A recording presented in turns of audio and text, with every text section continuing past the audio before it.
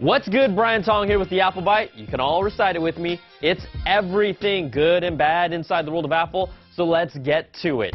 Now, the iPad Pro is still headlining the latest news, especially after the results of testing by DisplayMate categorized it as a top-tier display.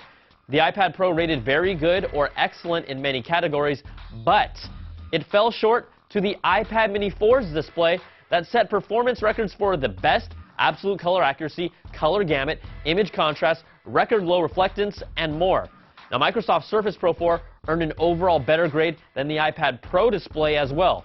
DisplayMate says the iPad Mini 4's display unquestionably is the best and most accurate display of any LCD tablet they've tested. But DisplayMate, the Pro is the only iPad that can use a pencil, the Apple Pencil that maybe 5% of all iPad users are really going to use daily, and I know I'm being generous. Come on, that has to count for something. Or nothing. Look, I was trying to make people who got one feel better. Now, some iPad Pros are becoming unresponsive after charging overnight and are requiring a hard restart to turn them back on. How do I know this? Because I'm one of those people. See, I thought it was broken at first, and it's happened multiple times. Apple has not officially commented on the matter, and stories like this one only get real when they affect you, and guess what? It affected me. So, you're getting a bad Apple. Apple. All right, you know, I read the comments, and it feels like some of you just watch the show just for the bad apples, and you don't care about anything else. So, you know what? That's a bad apple on you. Now I feel better. All right, some Apple stores are receiving super limited stock of the Apple Pencil, and the early online pre-orders should be arriving by the end of next week. That's good for people who want the thing that makes the iPad Pro unique, but how durable is it? It's the internet, and we know people love destroying tech all the time just 'cause. So Zach Straley kept pushing on it and bending it and seeing what it took to break the Apple stylus. I mean pencil. So, in conclusion, if you bend something hard enough and enough times, it probably bends and ends up breaking. Okay, we know the iPad Pro comes in silver, gold, and space gray, but do you believe that the silver iPad with a gold Touch ID ring exists? Well, believe it, there is such thing as a multicultural iPad Pro. A 9to5 Mac reader shared what Apple calls an extremely rare manufacturing error, and what did he do? Do what anyone else would and sell it on eBay. Apple's selling a magnetic Apple Watch dock of its own for $79. Your Apple Watch can lay flat on it or rest on its side and be docked. Its design looks like a white UFO and will only really match your home if you live in an Apple retail store.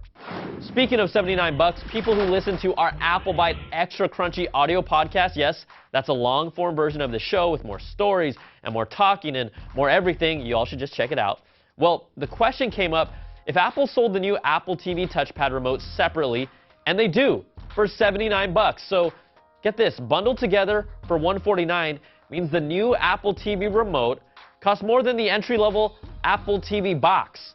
I repeat, the remote costs more than the Apple TV. Holy crap!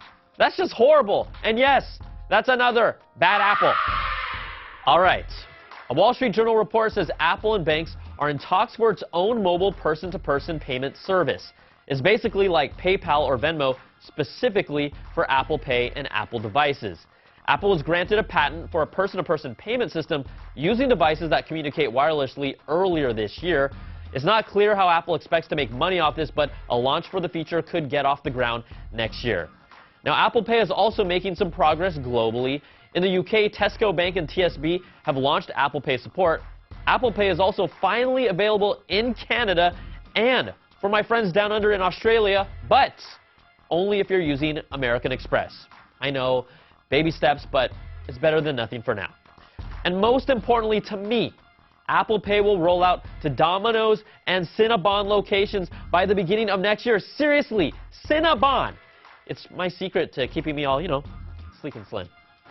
And in a story that deserves attention, some of you might have seen the video clip of a group of black teens who were asked by an Apple Store employee in Australia to leave the store because employees were worried they would steal something. They're just worried you might steal something? Why would we steal something? Yes, it's as bad as it sounds. End of discussion. Yeah. I need to ask you to leave our store. Now, the senior manager at the store later invited the teens back to apologize and made it clear they were welcome anytime.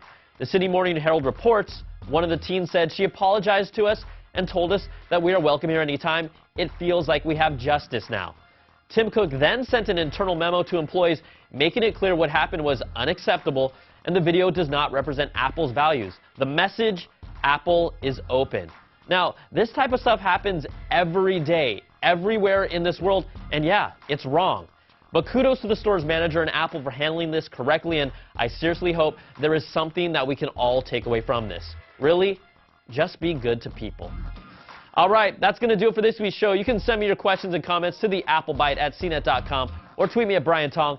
Thanks so much for watching, and we'll catch you all next week for another Bite of the Apple.